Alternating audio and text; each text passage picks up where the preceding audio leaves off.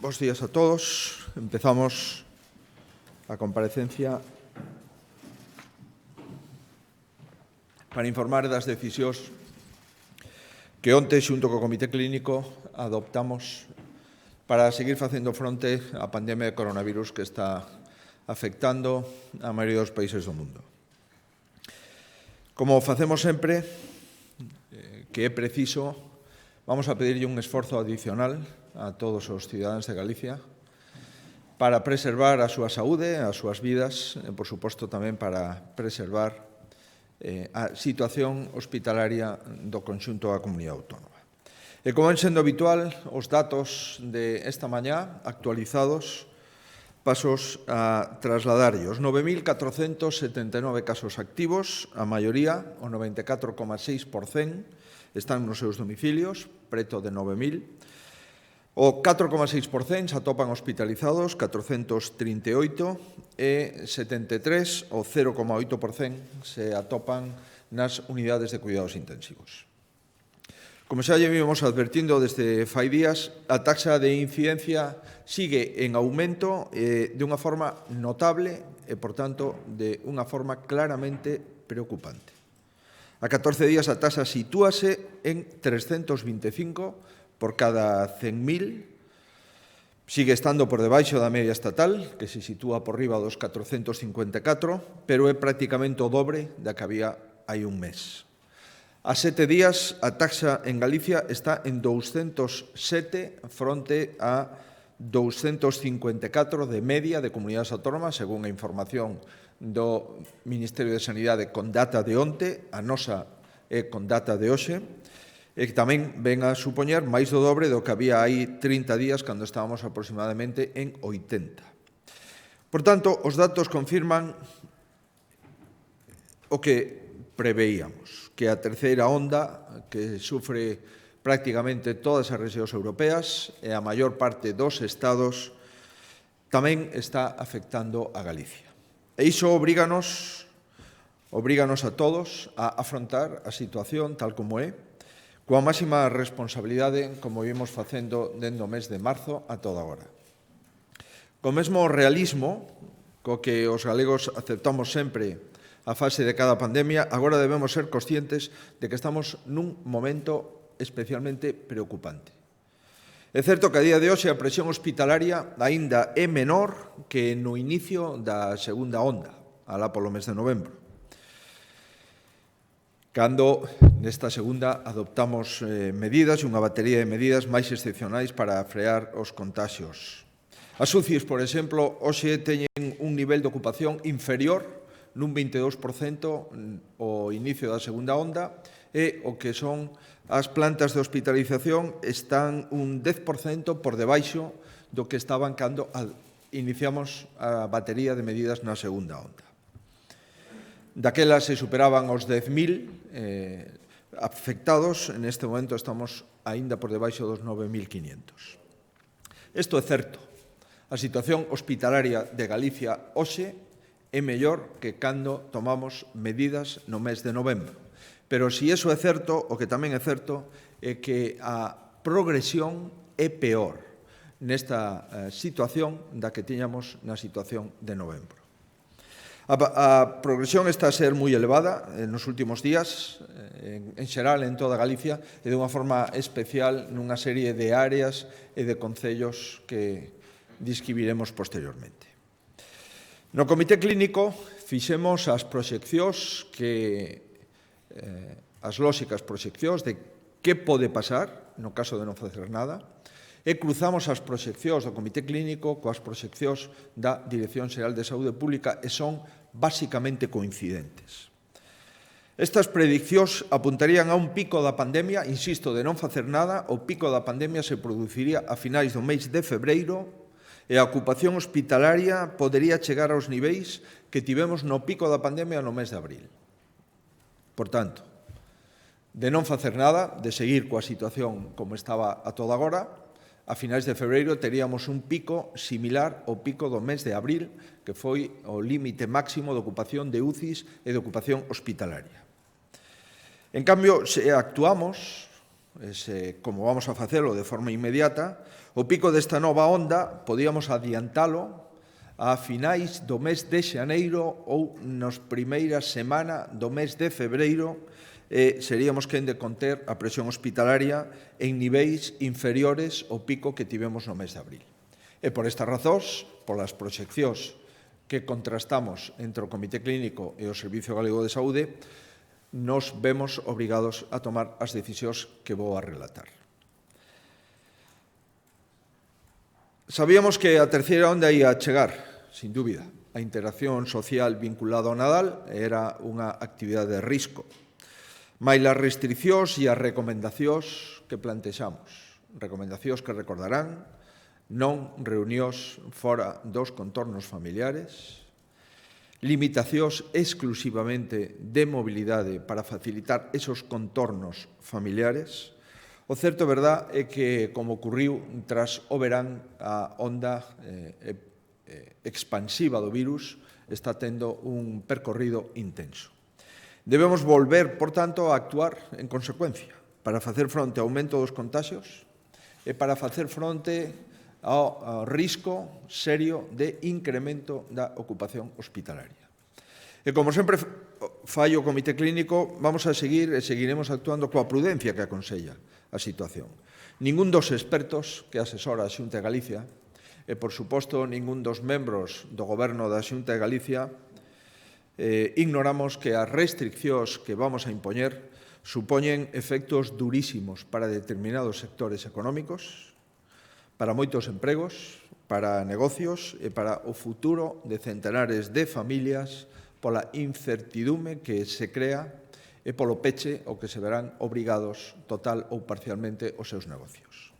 E por iso, aínda que desde que comenzou o ano fomos tomando medidas en función da incidencia de cada zona e tamén para blindar aos maiores máis vulnerables nas residencias, agardamos a ter unha aproximación completa aos efectos do Nadal, incluído o Nadal e as festas de fin de ano, e cando xa temos unha radiografía do que queremos e unha visión correcta da situación, é cando adoptamos as decisións que paso a comunicar de forma inmediata. Insisto, somos prudentes, pero tamén sempre tentamos actuar con capacidade de anticipación e de adaptación. Vamos a seguir incrementando a capacidade diagnóstica. Vamos a seguir facendo de forma continua e constante. É certo que loitamos ante un virus moi complexo, porque a principal preocupación son os asintomáticos, aquelas persoas que non teñen síntomas como consecuencia do período de incubación do virus. Aí é onde nos xogamos, sin dúbida, boa parte da evolución do virus. Vamos a seguir reforzando a prevención antes de que a situación sexa incontrolable, como estamos a ver en algúns lugares. Diríamos, por resumir esta primeira parte, que a situación é mellor da que tiñamos na onda de novembro, pero a tendencia é peor da que tiñamos na onda de novembro. Insisto, hoxe a situación hospitalaria é mellor, a situación das UCIs é mellor, pero a tendencia é máis preocupante que naquel momento. E, por tanto, vamos a volver a anticiparnos tomando as medidas consecuentes. Comunícolles que o Comité Clínico solicita aos galegos a máxima prevención que se vai a extender probablemente ata mediados do mes de febreiro. Máxima prevención que se inicia dende esta medianoite do xoves ao venres en toda Galicia e estará comprendida nos dous niveis máis altos de protección. Os dous niveis máis altos de protección do protocolo aprobado xa fai meses. Con carácter xeral, o nivel medio alto se aplica en toda a comunidade autónoma. Non hai ningún concello, aínda que presente unha situación razonable e incluso boa, que non estea sometida a niveles de restricción medios altos.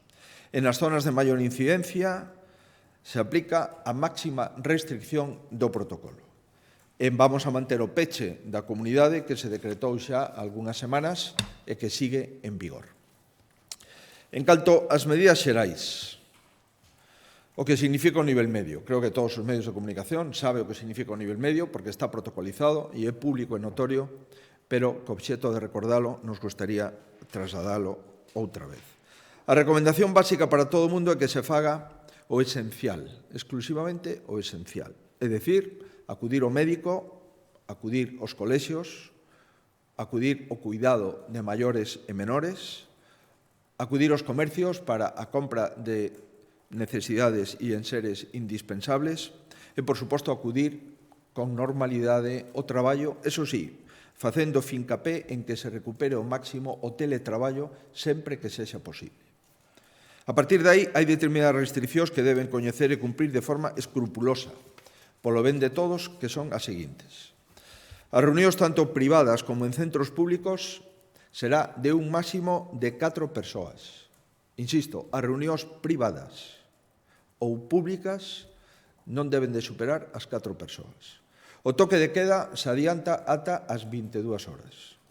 En coherencia con esta última decisión, horario de peche do comercio máximo ás 21:30 horas.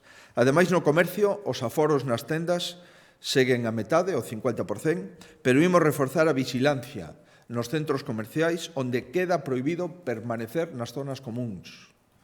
Por tanto, o mobiliario nas zonas comuns dos centros comerciales non se pode utilizar por parte de ninguén. Esas zonas comuns só son para cuestións de tránsito, nunca para cuestións de reunións ou para cuestión de conversas. A hostalería e a restauración pode abrir ata as 18 horas, cun 30% do aforo interior e un 50% do aforo en terraza e, por suposto, podendo manter a entrega a domicilio sin límite. E a partir das 18 horas, a actividade da hostelería e restauración non estará permitida. E isto significa que tampouco se debe, a partir das 18 horas, reunións de non convivintes nos domicilios. Facemos fincapé nesta recomendación. Non se debe, en ningún caso, de ter reunións de non convivintes nos domicilios a partir das 18 horas e, por suposto, a recomendación a extendemos durante todo o día. No domicilio está a unidade familiar. Non se pode sustituir as reunións ou os encontros que se permiten na hostelería ata as 18 horas por reunións ou encontros de non convivintes nos domicilios a partir das 18 horas. Senón, o único que faremos será autoenganarnos e non parar o incremento da pandemia. Recordamos, en centros recreativos turísticos ou similares, o 50% de aforo e cando haxa grupos de 4 personas como máximo. Insisto, o das 4 personas como máximo. As actividades deportivas non federadas, tamén grupos dun máximo de 4 personas, e nos espacios interiores o aforo tampouco pode superar o 50%. Cines, teatros e auditorios, sempre sentados, mantendo a distancia de seguridade, cun límite máximo de 250 personas en espacios pechados e 500 personas en espacios ao aire libre. E as visitas hospitalarias se circunscribe a unha persona por paciente en todos os hospitais do Servicio Galego de Saúde, salvo casos absolutamente excepcionais que se concretarán na instrucción que o Servicio Galego de Saúde remitirá de forma inmediata a todos os centros hospitalarios da comunidade autónoma. Respecto á mobilidade, os concellos que se atopen neste nivel medio-alto non se pechan. Agás, polo seu volumen de tránsito, nas 3 cidades que siguen en nivel medio-alto, é dicir, nas cidades onde se permite a hostelería ata as 18 horas, que son exclusivamente Lugo, Pontevedra e Vigo. Nestos casos, nas cidades, nestos 3 casos, sí se pecha a nivel municipal, dado o impacto de número poblacional e o impacto que supón manter as cidades abertas. A recomendación que pedimos que sigan é que se limite a mobilidade o máximo posible. Insisto, é certo que nestos concellos, salvo nas 3 cidades, non se van a pechar perimetralmente, pero a recomendación é que se evite a mobilidade innecesaria. Dado que a hostalería pecha ás 18 horas, o lóxico é que nos demos conta de que absolutamente impropio facer visitas a domicilios onde volvemos a insistir, a recomendación é que sexa exclusivamente a unidade familiar a que se atope nos domicilios e, polo tanto, que a mobilidade se circunscriba exclusivamente por razóns laborais, por razóns educativas, por razóns sanitarias e para acudir ao comercio para a compra de enseres necesarios. Isto é o que afecta a maior parte da comunidade autónoma nivel medio-alto. Pois ben, no caso de lugares, municipios con tendencia a alza, pero especialmente intensa esa tendencia e con incidencias superiores a 250 nos últimos 14 días por 100.000, decretamos o nivel máximo de restricción. Estas zonas deben ter, en opinión do Comité Clínico, a máxima vigilancia. Son 33 concellos de máis de 10.000 habitantes, que representan unha incidencia acumulada a 14 días superior a 250 ou que evolucionan rapidamente cara a ese nivel. A eles se suman outros 27 municipios de menos de 10.000 habitantes nos que o Comité considera preciso que teñan restriccións a nivel máximo e limitada a mobilidade, a luz das circunstancias especialmente graves que concorren en estes municipios de menos de 10.000, pero que se moven en unidades poblacionais próximas a esos 10.000 e que a súa incidencia a 3, a 7 e a 14 días é especialmente preocupante. Por tanto, estamos falando de 60 concellos con restriccións máximas que estarán nas vindeiras semanas neste nivel máximo de restricción. Na provincia da Coruña, 30 concellos. A Coruña, Arteixo, Cambre, Culleredo, Oleiros, Carballo, Santiago de Compostela, Ames, Ribeira, Boiro, Rianxo, Noia, Ferrol, Narón, Fene, Cee, Camariñas, Cerceda, Laxe, Vimianzo, Cabanas, Pontedeume, Ortigueira, Outes, Porto do Son, A Porra do Caramiñal, Melide, Oroso, Trazo e Val do Dubra. Na provincia de Lugo, 3 concellos, Vilalba, Viveiro e Xove. Na provincia de Ourense, 7 concellos, Ourense, Barbadás, Carballiño, Verín, Allariz, Monterrei e Xinzo de Limia. E na provincia de Pontevedra, 20 concellos, A Estrada, Pollo, Bueu, Moaña, Baiona, Ponteareas, Redondela, A Guarda, Tomiño, Tui, Vilagarcía, Vilanova, a Illa de Arousa, Valga, Pontecesures, Caldas de Reis, Cuntis, Oia, O Rosal e Salvaterra do Miño. Nestas zonas que acabo de referir, nestes 60 concellos, vive o 47% da poboación. E a diferencia do resto, as reglas son o interior dos centros da hostelería e restauración permanecerán pechados e só se permitirá a atención nas terrazas atas 18 horas e entrega a domicilio sin límite. Os establecementos de xogo non poderán abrir as súas portas, os centros comerciais reducirán o aforo en tendas o 30%, quedando prohibido a presencia de persoas salvo para deambular en zonas comuns. A mobilidade non se permitirá salvo no perímetro municipal de cada concello e, por tanto, quedan aillados de forma individual. Esta restricción de mobilidade, como dixen anteriormente, se aplicará, como indicaba, nas cidades de Pontevedra, Vigo e Lugo, que, aínda que non quedan en restricción máxima, están en restricción medio-alta. Nos casos de Pontevedra e Vigo, o Consello de Sanidade dirixiuse aos alcaldes fai uns minutos para comentar con eles a posibilidade de metelos xa en restricción alta ou mantelos en restricción media-alta, dada que a súa evolución é unha evolución preocupante. E, por tanto, non descartamos que nos próximos días podan pasar de restricción media-alta a restricción máxima.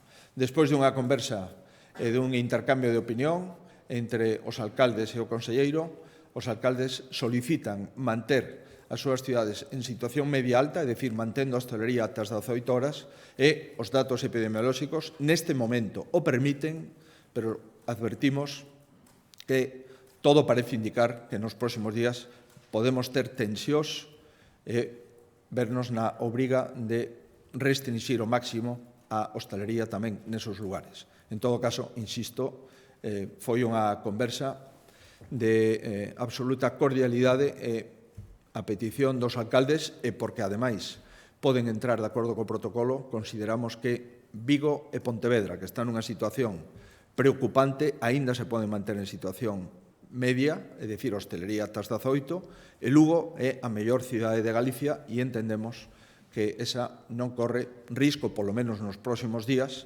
de ter unha restricción máxima. Por tanto, os concellos perimetrados, considerando que se van a perimetrar as 7 cidades, representan o 64,3% da poboación. Por volver a reiterar, población sometida a restricción máxima o 47% da poboación, poboación sometida a perímetro municipal o 64,3% da población galega. Finalizamos. Somos plenamente conscientes dos esforzos que volvemos a pedir á ciudadanía. Sabemos que as medidas sanitarias son complexas e tediosas. Sabemos que a denominada fatiga pandémica ou o cansanzo social logo de tantos meses nos afecta a todos. Tamén sabemos que hai sectores especialmente castigados. E quixera referirme para finalizar ao sector da hostalería. Coa hostalería debemos ser máis estrictos por unha razón. É o único sitio, ademais dos domicilios, onde non se pode entrar agás a autorización xudicial. É o único sitio, xunto cos domicilios, en que se pode quitar a máscara. E iso, lóxicamente, incrementa o risco exponencial. É injusto, reitero, é injusto estigmatizar a un sector porque non hai máis contaxios nos bares que nas reuniones familiares. Eu me atrevería a dicir que pode haber incluso menos contaxios nos bares que nas reuniones familiares. Debemos estar, por tanto, ao carón de un sector que sufre máis que ningún porque é o sector onde hai máis exposición á posibilidade de contaxios. A hostelería e outros moitos negocios afectados polas restriccións, o turismo, os centros de ocio, tamén, de forma indirecta, os comercios, están a pasalo mal. Vamos a seguir tentando mitigar o seu sufrimento con axudas específicas. Fixémolo todo agora. Prácticamente todos os países europeos e todas as comunidades, sin excepción, están a aplicar medidas sanitarias restrictivas a todos os sectores da hostelería. E Galicia e as comunidades autónomas que máis está a apoiar o sector a través das axudas directas, polo menos a todo agora. Si miran e comparan as axudas de outras partes de España e as axudas da Xunta de Galicia na hostelería, comprobarán que, de momento, a Xunta de Galicia está apostando con máis axudas directas e incondicionadas a este sector. Nunca na historia da Xunta de Galicia unha orden de axuda se tramitou e se pagou con tanta axilidade. Os 2 días antes de rematar o prazo de presentación de solicitudes estaba abonado o 70% das axudas presentadas. Máis de 14.700 negocios de hostelería reciberon apoio económico directo xa. E isto supuxo un desembolso de 21,5 millóns de euros que xa están nas contas corrientes dos titulares dos bares, dos restaurantes, das cafeterías. O 50% dos hosteleiros que tiveron que pechar ou se viron prexudicados obtiveron axudas a maiores como axuda dirixida a autónomos ou ben axuda dirixida a microempresas. Por lo tanto, hai un porcentaxe, no caso de que se teña máis de 2 traballadores, ou no caso de que o titular do establecemento cesara como autónomo, que ademais da axuda á hostalería, tamén teñen axuda como microempresa e axuda ao autónomo. Quero dicirlles que vamos a seguir facendo e tomando medidas en favor da hostalería de forma inmediata.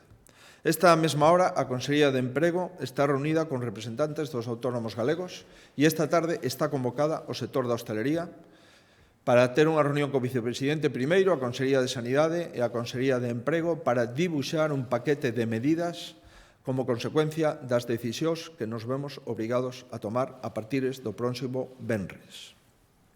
Sei que é duro pedirlle a calquera que peche o seu medio de vida, pero, créanme, é inevitable. Non estarán sós, eso yo podo asegurar.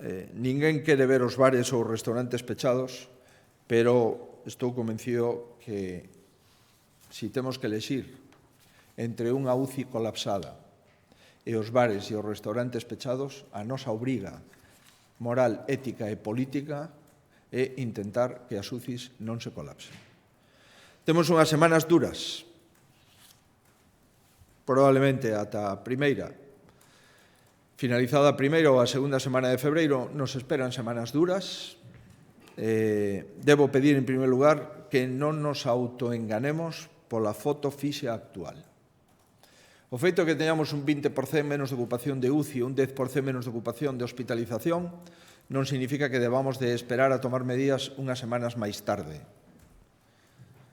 O feito de que estemos nunha mellor situación que cando tomamos medidas no mes de novembro non significa que a progresión é máis preocupante a de agora que a que tiñamos no mes de novembro. Por tanto, se non tomamos medidas, acabaremos mal. E lles podo asegurar que, aínda tomando medidas, vai a ser unha loita titánica donde necesitamos o compromiso de cada un dos cidadáns galegos. Non só o compromiso en lugares públicos, onde seguimos necesitando con máis intensidade as forzas e corpos de seguridade, a Policía Local, a Policía Nacional e a Guardia Civil, senón en lugares privados, nos nosos domicilios. Se sustituímos os bares polos domicilios, non vamos a cortar a epidemia. Se vamos a trasladar o bar ao noso domicilio, se vamos a ter reunións de non convivintes nos nosos domicilios, evidentemente nos vamos a autoenganar. E, por tanto, reiteramos a unidade familiar. É o único lugar seguro. Todo o resto se incrementa de forma exponencial a inseguridade e, por lo tanto, o risco de infección. En segundo lugar, debemos de pedir que tampouco nos confiemos polo feito e o proceso de que a vacinación comenzara. Efectivamente, Galicia está vacinando de momento a mellor ritmo que España. O suministro é moi lento. Todos os gobernos necesitarían máis vacinas, todos os estados da Unión Europea necesitan máis vacinas e, por suposto, todos os servicios de saúde autonómico necesitamos máis vacinas. De momento non as temos. E aínda vamos a esperar varios meses para ter vacinas de 5 ou 6 laboratorios e a partir de aí empezaremos a vacinar con doses suficientes. Nos vamos a intensificar e a manter o ritmo de vacinación. Nos faltan doses. E, por tanto, aínda nos van a seguir faltando doses nos próximos meses. A Consellería de Sanidade informarános mañá no Consello de Evolución do Plan de Vacinación. Hoxe mesmo, ás 8 da mañá, empezamos a vacinar os sanitarios. E esperamos que a finales do día de hoxe haxa xa os 6.000 primeiros sanitarios vacinados en Galicia. E, insisto, neste mesmo mes de xaneiro finalizaremos a segunda dose nas residencias da terceira idade, salvo aquelas onde hai brotes e que debemos de esperar. Eso é, sin dúbida, un mensaxe de esperanza, pero un mensaxe de esperanza moi acotado polo número de doses disponibles. E, por último, a inmensa maioría dos cidadáns seguimos desprotegidos. Se non temos un tratamento eficaz e non temos doses suficientes de vacina, seguimos desprotegidos e, por lo tanto, temos que seguir en alerta. Lamentablemente, sigue levando vidas por diante esta pandemia. 1.474 personas faleceron a data de esta noite en Galicia.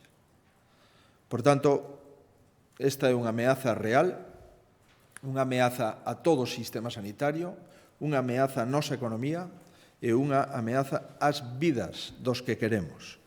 Téñano presente e síganse cuidando.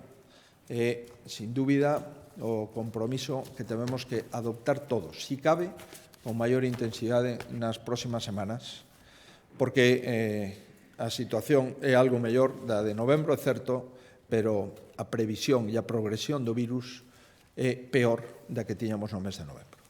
Mais nada, se hai algunha cuestión, quedamos a súa disposición, e se non a sei contestar eu, posteriormente o Consello de Sanidade pode contestar as dúbidas que plantexe. Sí, presidente, buenos días. ¿Cree, no cree, valora o no se valora si es momento de un confinamiento en Galicia como el que se plantea en Portugal? Y una segunda cuestión. ¿Llegaron ya las vacunas de Moderna y cuál es el plan para combinarlas? Continuamos con las de Pfizer a día de hoy. ¿Cuál es el plan para o cuándo se van a empezar a inyectar las de Moderna? Gracias. Gracias a usted. Las vacunas de Moderna van a llegar muy poquitas. No es una cantidad, digamos, que venga a solucionar ni a crear falsas expectativas. Son muy pocas de momento las vacunas de Moderna. Le puede dar el dato con exactitud, pero me da la sensación que no llegan ni a 2.000 vacunas. 1.800 vacunas. Comprenderá que 1.800 vacunas pues da para vacunar a muy poca gente. Vamos a seguir con las 18.000 que de momento siguen llegando a principios de cada semana de Pfizer. Tenemos controlada la logística, sabemos las dificultades. Moderna también tiene sus dificultades logísticas, insisto, porque tenemos que mantenerlas en los entornos de menos 20 grados y, por tanto, también tiene dificultades logísticas. Y nuestro problema no es ni el número de personas que tenemos a disposición para vacunar, 2.200, ni la capacidad de vacunación. Verá usted, si en vez de 18.000 vacunas cada semana tuviésemos 40.000 vacunas a la semana, pues las dispensaríamos. Por tanto, no es el problema es el de dosis, no es el de dispensación. Y Moderna, de momento, pues es testimonial el número de vacunas. Es evidente que siempre vienen bien, es mejor 1.800 que ninguna, pero son manifiestamente insuficientes. En relación con el confinamiento que tienen nuestros colegas portugueses, efectivamente, desde hace tiempo estamos viendo que Portugal tiene una situación epidemiológica muy compleja. Y si se fija usted, cuando vea bien qué es lo que está ocurriendo en los ayuntamientos pegados a Portugal, especialmente Verín, Tui y Salvaterra do Miño, es exponencial el incremento de tasa de incidencia en esos ayuntamientos colindantes con Portugal. Y por eso nos preguntamos si no es posible, con mayor rigor, el controlar las interacciones entre las fronteras de España a través de Galicia y de Portugal. Porque Verín, Tui, Salvaterra do Miño vuelven a tener una enorme incidencia. Prácticamente todos los ayuntamientos de Baixo Miño, como Tomiño o Rosal, etcétera. Ahí Portugal sí tiene una incidencia muy alta. Si nosotros estamos en la misma situación para adoptar el confinamiento general, yo entiendo que no. Estamos en una situación mejor que la media de España. Nuestra ocupación de UCI y de hospitalización es la mejor de España. Insisto, nuestra situación es una situación mala, sin duda, sin paliativos, pero mejor que la media de España y mejor que la situación portuguesa. De hecho, nuestra situación es una situación que, estábamos, vuelvo a reiterar, en hospitalización, que es el determinante final, en una situación mejor que el 30 de noviembre. Por tanto, no creo yo que tengamos que hacer un confinamiento general de la población. Pero si revisamos las medidas que acabamos de adoptar y un confinamiento general, la diferencia sustancial es que todas las actividades esenciales se pueden mantener, pero las recomendaciones que planteamos son unas recomendaciones muy estrictas que, de seguirlas, producirían efectos muy parecidos a un confinamiento general. No con la misma intensidad, pero desde luego la intencionalidad es no desplazarse de los domicilios para supuestos en los que no sea imprescindible, entendiendo como imprescindible la sanidad, la educación y el trabajo. Esa es la recomendación general que podemos implementar y que, desde luego, trasladamos a los ciudadanos. Bo día, presidente. Dúas cuestións. Sobre a vacinación, gustaríame saber se traballan xa cun horizonte temporal para saber máis ou menos cando se pode ter vacunada a toda a poboación maior de 65 anos. Creo que dixo en comparecencias anteriores que necesitábamos 1,5 millón de vacinas para acadar esta cuestión. Non sei se me pode confirmar ese dato. Querería saber tamén se teñen plantexado tamén un calendario para empezar a vacinar os grandes dependentes e como sería esa logística, se sería aos fogares ou como funcionaría. E logo, sobre a cuestión das restriccións, querería saber se xa se descarta definitivamente tomar algún tipo de medida sobre a educación ou ainda está sobre a mesa, no caso de que a situación se deteriore, pois tender máis a semipresencialidade. Graciñas. Ben, en relación con a cuestión educativa que vostede me refire, Efectivamente, onte o Consello de Educación e o Consello de Sanidade mantiveron unha reunión cos 3 reitores onde trasladamos aos reitores a necesidade de mellorar as condicións para que se podan producir os exames presenciais de forma segura.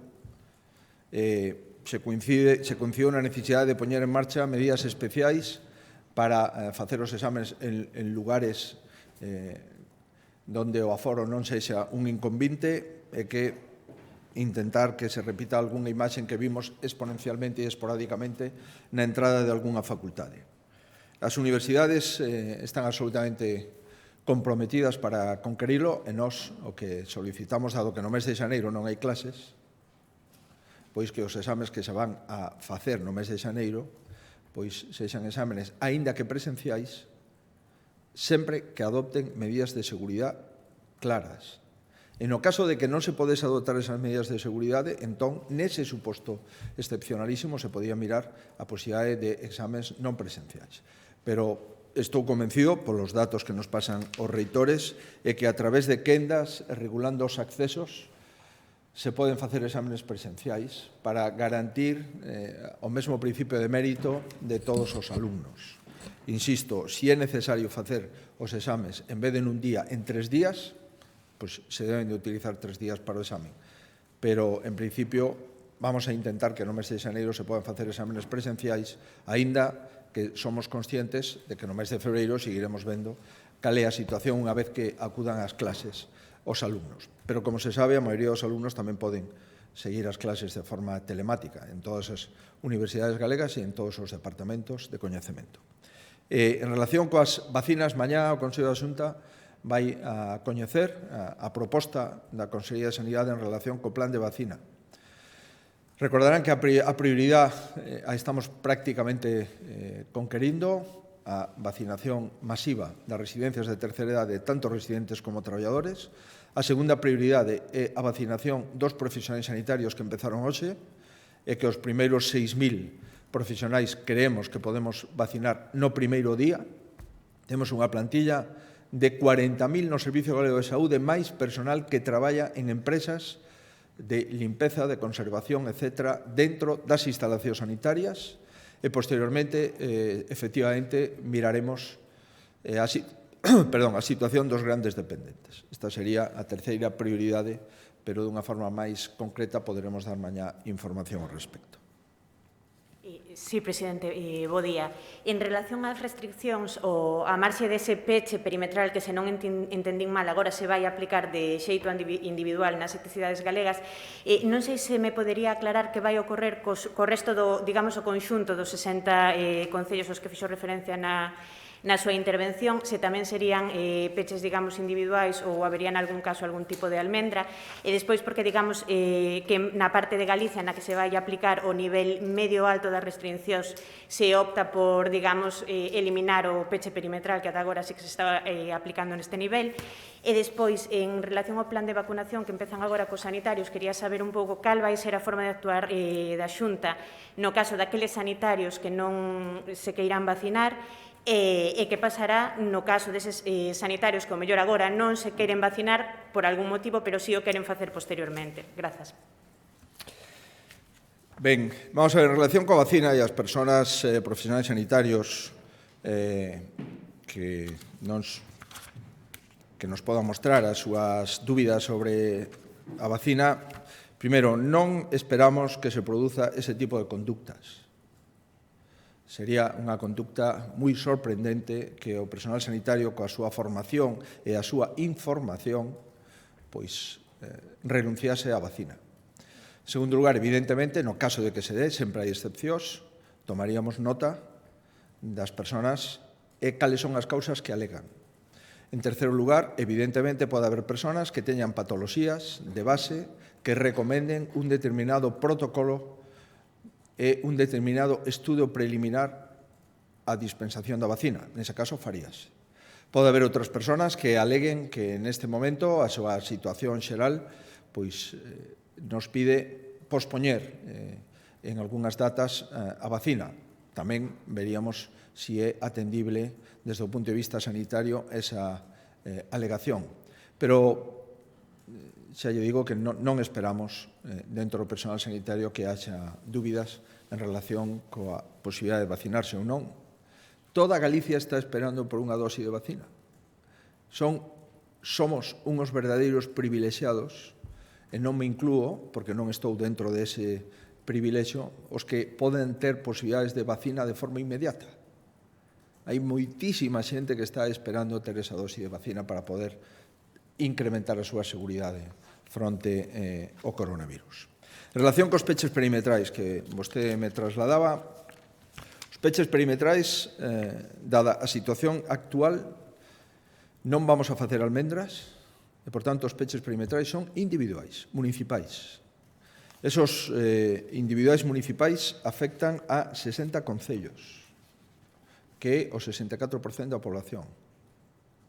O resto, os concellos se poden mover sin límite hacia concellos que están en nivel medio alto e, por lo tanto, que non teñen peche perimetral individual. O que sí temos que recordar é que dentro de esos 64,3% da población hai concellos onde a hostelería pode abrir ata as 18 horas. Son os concellos de menos de 10.000 habitantes, que o protocolo permitía que se podía abrir a hostelería ata as 18 horas. O que sí é que non poden salir do seu ámbito municipal. É certo que hai algún concello de menos de 10.000, como Xinzo de Limia, que o roza, que tamén vamos a limitar a hostelería só a terrazas, pero con carácter xeral, concellos de ata 10.000 poden ter cerre perimetral municipal e a hostelería aberta ata as 18 horas. O resto de concellos de máis de 10.000, o cerre perimetral vai sempre unido ao peche da hostelería, salvo terrazas e entrega a domicilio. Moi ben, pois se non hai... Creo que temos algunha pregunta dos compañeros que están... Perdón. Sí, creo que Caridad Bermeo del País, non sei se está por aí para preguntar.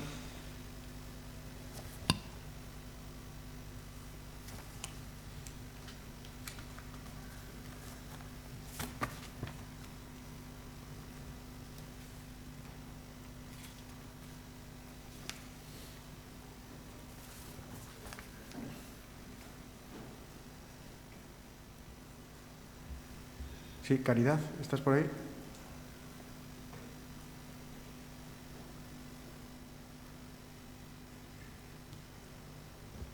No, parece que ten algún problema, por lo tanto, deixámola aquí.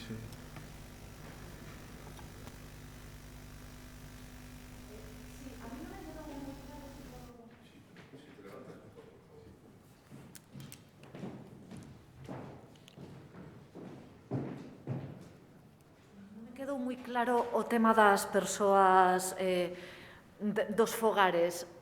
Prohíbese durante todo o día que entre na nosa casa alguén que non sexa convivinte ou só a partir das 18 horas? Eso é ese matiz. Lamentablemente non temos capacidade para prohibir. Primeiro, porque non temos forzas e corpos de seguridade dependente da Comunidade Autónoma. Segundo, porque as forzas e corpos de seguridade teñen moitísimo traballo noutros que faceres. Terceiro, porque, evidentemente, é moi difícil de controlar esa prohibición. O que sí é que recomendamos, e insistimos na recomendación, de que durante todo o día as persoas que acudan a domicilios sexan as persoas que conviven nese domicilio de forma ordinaria. E facemos especial fincapé a partir das 18 horas, porque se ben é certo que nos lugares onde a hostelería está aberta ata as 18 e se permiten reunións de 4 persoas non convivintes, o que non podemos levar é o bar á casa a partir das 18 horas. E, por tanto, facemos especial fincapé en que a recomendación tamén inclúe a partir das 18 horas. Por tanto, recomendación, sempre nos domicilios só manter contacto coa unidade familiar tradicional, coa que se vive. Facemos a reflexión, non fagamos trampas. Si é certo que na hostelería se pode estar ata as 18 horas 4 persoas non convivintes nas zonas de nivel medio-alto, non cometamos a autotrampa de levar o bar a casa a partir das 18 horas. Por tanto, a recomendación é as 24 horas, sin duda. E seguro que se esa recomendación se cumple, faremos un gran esforzo en menor tempo para conter a pandemia, para conter o número de contagios. Alguna cousa máis? Sí, ahora parece que temos conexión. Adiante, Caridad.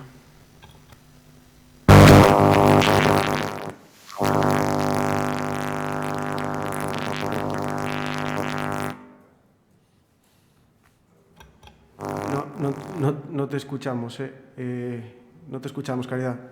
Traslado yo la pregunta, si te parece.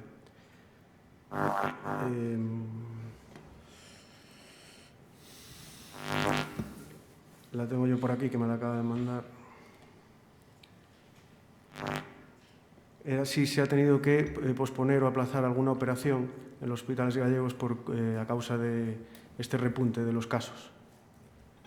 Mire, con carácter general no se han aplazado en los complejos hospitalarios actividad quirúrgica. En algunos casos puntuales, en algún hospital concreto, sí hemos tenido que aplazar alguna de ellas, pero todos los bloques quirúrgicos de los hospitales gallegos están funcionando en principio con actividad programada. Es verdad que en algún caso concreto, en algún hospital concreto, alguna operación sí se ha aplazado por razones de ocupación en planta y sobre todo en aquellos hospitales donde las unidades de cuidados intensivos están en fase de ampliación, pero que todavía no ha finalizado esa ampliación, es decir, está en obras y, por tanto, hay más tensión en las unidades de cuidados intensivos. Tenemos que dejar siempre un porcentaje de UCI previsto para la patología COVID y no podemos ocuparla por actividad programada. Pero con carácter general, insisto, el porcentaje de cama UCI ocupado por patología COVID es el mejor de España, el más bajo de España, y por tanto, y vuelvo a insistir, con carácter general se mantiene la actividad programada, de momento, en los complejos hospitalarios en Galicia.